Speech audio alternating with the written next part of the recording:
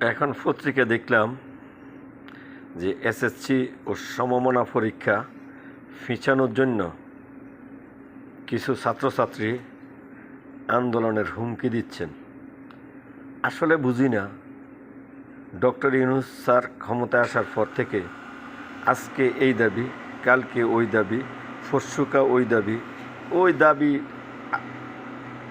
করতে করতে করতে করতে এই পর্যন্ত গত 8 মাস আসছে, 8 মাস শেষ হয়ে গেছে স্যারের। কিন্তু দুঃখের বিষয়,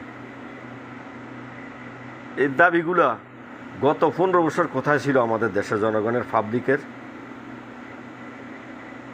যদি এই দাবিগুলো যদি যুক্তিসঙ্গত হয়, মানে যুক্তিসঙ্গত, কিন্তু গত 15 বছর দাবিগুলো কোথায় ছিল তাদের? কই কোনো শিক্ষিত ভদ্র লোকেরা তো এই কথা বলে না। আমি বলবো, তোমরা যারা ছাত্রছাত্রী আছো,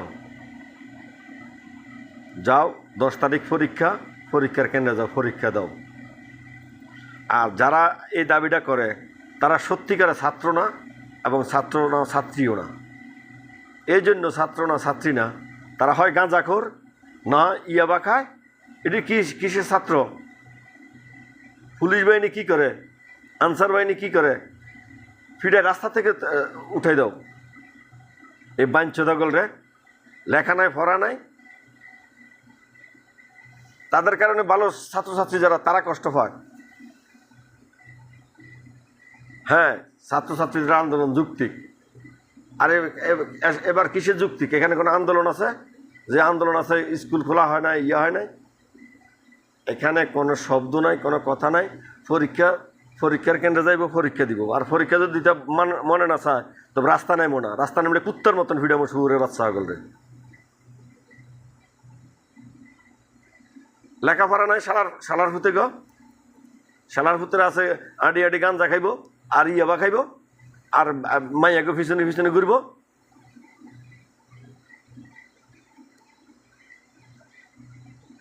এটা মনে রাখবা, এটা শেখ হাসিনার বাংলাদেশ না, এটা ডক্টর ইউনূসের বাংলাদেশ।